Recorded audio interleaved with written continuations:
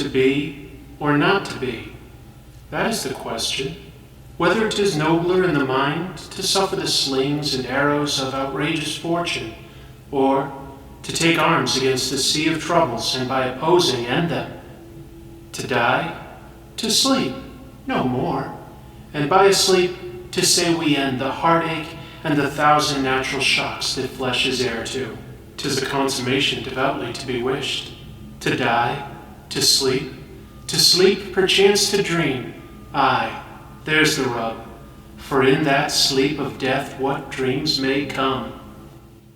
Oh hi! You caught me in a dream. Speaking of dreams, let's talk about the Lord of the Dreams, Sandman, and writer Neil Gaiman's techniques while writing that character.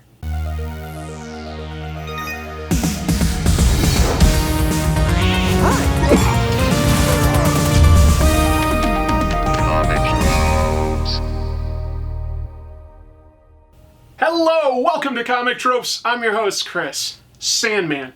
It's one of those small handfuls of comics that is treated with a lot of respect from both comic book fans and the mainstream public. When it's discussed, it's with the same reverence that you would assign a book like Mouse or Watchmen.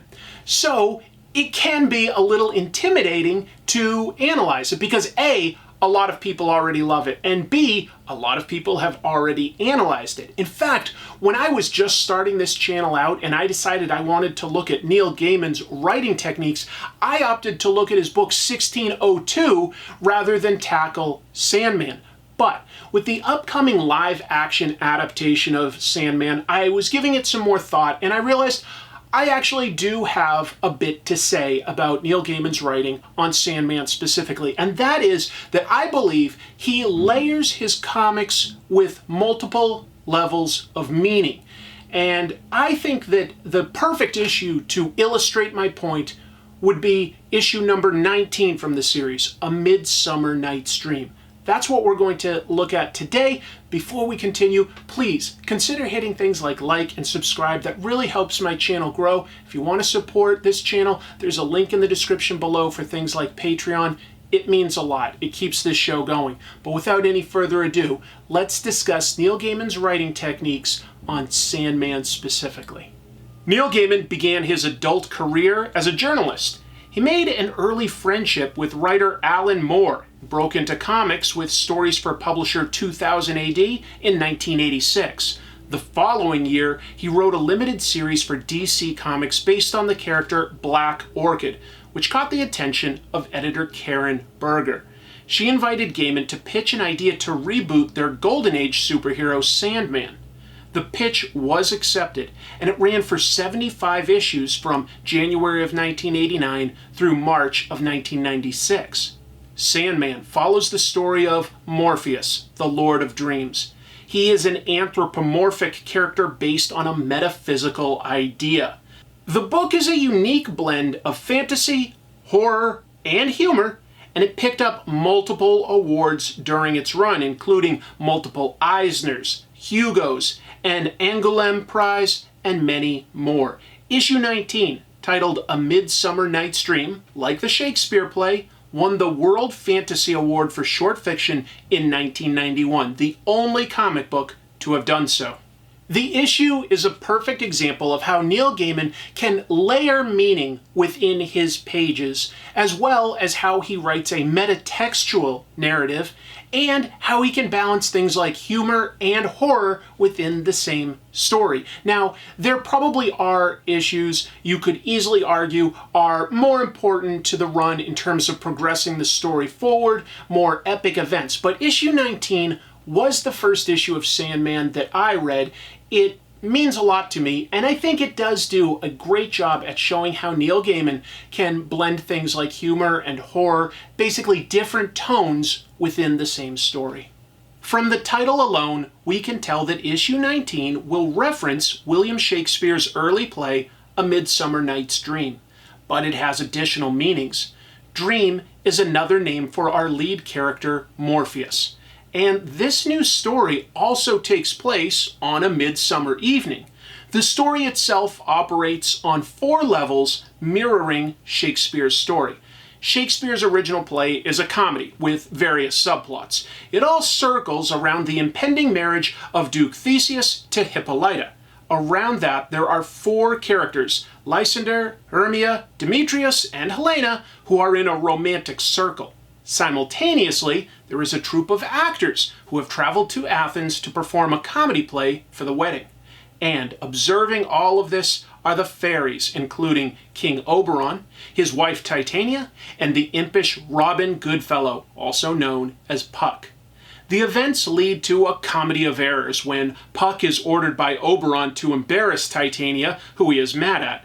The tale involves love potions, a character having his head transformed into that of a donkey's, and a play within a play when the acting troupe performs. Ultimately, everything is sorted out and the lovers are properly coupled and united. As the characters leave the stage, Puck speaks directly to the audience, telling them that he will restore amends and that everything the audience has just watched may simply be a dream. Similarly, issue 19 of Sandman focuses on 4 subplots. We follow William Shakespeare on his mission to complete a play that will outlive his time on Earth. This was commissioned by Morpheus himself in a pact with Shakespeare. We observe the play itself as the reality of actors gets imposed on by the magic of performing a story. We meet the Lord of the Fairies, Oberon, and his wife Titania, invited by Morpheus to watch a play based in part on them. And there are the fairy folk, including Puck, who would be referred to as the groundlings, or, in terms that they used in Shakespeare's days, the people that paid for the poorest seats just sitting out in the yard at ground level. The stage is set masterfully by guest artist Charles Vess. In a key establishing shot, we can see all the players at once, clearly demarcated. The acting troupe stand behind their sets, while the actors, including William Shakespeare, play their roles performing on the green. Morpheus sits with King Oberon and Lady Titania to watch the play, and the rest of the fairy folk gather on a nearby hill. The colorist, Steve Oliff, has also helped shade things such that the human world is well lit, and after an embankment, things get darker as the supernatural creatures watching sit in the shadows of the midsummer evening. Each of these areas comes with its own set of dramas that gradually begin to intertwine as the evening goes on. So not only does Neil Gaiman give us each of these stories, but he furthers the metatextual narrative that A Midsummer Night's Dream introduces, where there's a vague line drawn between the audience and the performers and their characters. Neil Gaiman clearly benefited from using the famous William Shakespeare in this story, but also, William Shakespeare benefits because this story is so well done. It's an example of the stories that are needed to keep late authors relevant within the cultural zeitgeist. So I would call this a symbiotic relationship, not a parasitic one. Let's get into the individual stories, starting with William Shakespeare. Shakespeare has made a bargain with Morpheus to become famous in exchange for creating 2 plays for the Lord of Dreaming. As to what price he will pay, in a conversation with Titania, Morpheus hints that humans never consider the price of their actions, only the reward. There are 2 hints within the story as to the price Shakespeare will ultimately pay. First, he's told during intermission that a friend has died. Shakespeare tells Morpheus that this play is the best thing he has ever written, and not even Kit Marlowe could argue against that. Morpheus then informs him that Marlowe is dead. Marlowe was a popular contemporary playwright in Victorian-era England. He did die when Shakespeare's career was blossoming, and within the context of Sandman, it's implied that Shakespeare's success has killed off Marlowe's. In a way, that's true. Shakespeare is much better remembered than Marlowe. The other price Shakespeare must pay is hinted to be his son, Hamnet. Hamnet died when he was only 11, and in Sandman, he's traveling with his father, but feels ignored. Hamnet meets Titania, and she finds him charming, subtly implying that Hamnet may either be invited or may run away to the fairy realm. The subtext here is that writers make sacrifices to tell their stories, whether they know it or not. Gaiman may have sensed this by issue 19, but he certainly knew it by the time he wrapped up Sandman's run. So it's no coincidence that the final issue, 75, again features a visit with Shakespeare, this time writing one of his final plays, The Tempest. That story serves as a bookend to Sandman, and Gaiman, teaming up again with Charles Vess, seems to have written a lot of himself into Shakespeare. His drive, his passion, his ability, but also perhaps his inability to look too far forward. And while Gaiman has denied that he intentionally wrote himself into the lead character of Morpheus, his artists seem to have drawn some inspiration from Gaiman, and it's impossible for a writer to not include part of themselves in every character that they write. Morpheus's goal in the issue is to give the fairy kingdom a beautiful play that pays tribute to them because they plan not to return to this world anymore. The title page introduces the fairy into this world. It's several pages into the narrative, building up to their introduction with appropriate ceremony. Gaiman holds back on any dialogue on the page, letting the artwork speak for itself, and the eye is drawn to the title itself. Morpheus sits with Oberon and Titania at the front, in a place of honor. Interestingly, there are hints that Morpheus had a relationship with Titania in the past. Could this explain why she and Oberon are having a serious argument in Shakespeare's play? That's the implication. During one romantic line in the play, Titania says she may remember that from the past, to which Morpheus is ambiguously responsive. Shakespeare based many of his plays off of history and existing stories. For instance, Hamlet was based largely on Amleth, a figure from medieval Scandinavian legend. Gaiman takes that idea and adds the meta level of Shakespeare having based his play on fictional events as well. The relationship between Titania and Morpheus becomes more obvious through visual clues as the story goes on. Vess begins framing Morpheus, Titania, and Oberon together, but eventually starts cropping Oberon out of the story. It seems more and more apparent that Titania and Morpheus have had an affair. When Oberon announces the fairy plan to no longer return to the mortal plane, Titania extends an invitation to Morpheus that he is always welcome to visit.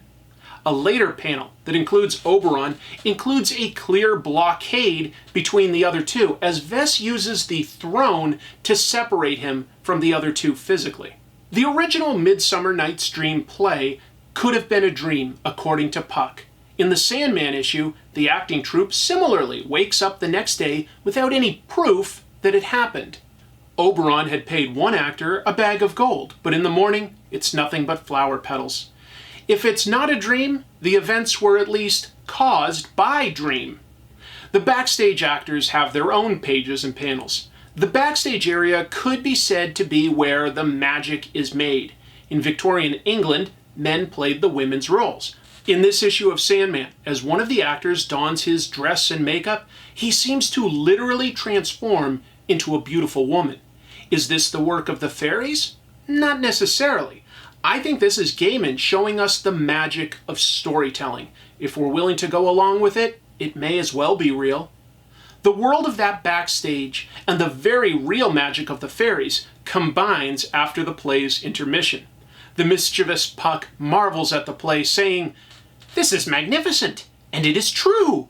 It never happened, yet it is still true. What magic is this?"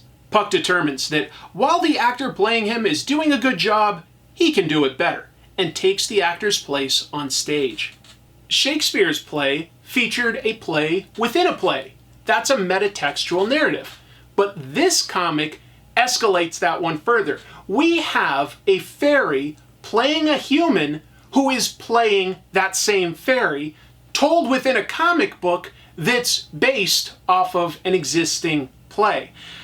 It seems like that would be confusing, but instead everything ties together seamlessly. So what kind of a story is this issue of Sandman? It's not an adaptation, though there are actual pieces of dialogue taken directly from Shakespeare. it's not really a deconstruction, critique, or analysis. I'd say it's really more of an expansion on Shakespeare's ideas. And the script does credit Shakespeare. The book ends with Puck speaking directly to the reader, asking the reader to forgive the players for any offense they've caused, and that he's ready to make amends. But rather than being played strictly as a joke, Puck bares his teeth and slinks into the shadows. In my opinion, this fits in with Gaiman regularly showing us nightmares that are part of dreams. Some of the best Sandman stories involve nightmares. One of the book's earliest stories involves a nightmare creature that Morpheus created, the Corinthian, and the serial killer path he carves into the waking world while Morpheus is imprisoned. But issue 19 features plenty of humor, being based on a comedic play. Morpheus himself doesn't crack jokes and is emotionally distant from the humans he carefully studies. But that stoic nature just highlights the more humorous characters that populate his world, like his outgoing sister Death, sarcastic assistant Matthew the Raven, or goofball dreamer Merv Pumpkinhead. In issue 19, the humor generally comes from the surprise of the acting troupe as they realize who they're performing for, the fairy folks trying to understand the sophisticated elements of the play, or Puck's mischievous scheming. The nature of Sandman is to look at all aspects of dreams. What a dream can inspire, what a dream can do to ruin things, where dreams come from. And ultimately, dreams are stories. So Sandman is a book that thinks about the nature of stories. Issue 19 is one of my favorites for its meta-narrative and its great blend of different tones, fantasy, horror, humor. As to where to start, if you've put off reading Sandman, you really can't go wrong starting from the beginning. But the nice thing about Sandman is that each story arc really does function very well independently. So you can pick up almost any trade paperback of Sandman and enjoy a complete story. Another of my favorites is this one, Season of Mists, which is about responsibility. Sandman has basically abandoned a lover, and he is guilted into rescuing her from hell itself. Sometimes the art in these stories can seem like it has some dated backgrounds or dated fashion because of when it was made, but the stories themselves are timeless. And I think that just like Neil Gaiman keeps somebody like William Shakespeare relevant, people on YouTube, like myself and many, many others, as well as various writers and critics out there, are helping to keep Neil Gaiman's work alive and timeless by discussing it. So I really hope you'll consider checking it out, and I'm very curious to hear your thoughts on what your favorite Sandman story arc is if you've already read it, and if by now you're watching it when the TV adaptation has come out, the live-action adaptation. Please, share your thoughts. Is it a loyal adaptation? Do you think it was worth the wait? I mean, it's been, over 20 years, so they didn't rush into it at least. Thank you so much for watching. I really appreciate your patronage here, and until I see you next week, just remember one thing. Keep reading comics.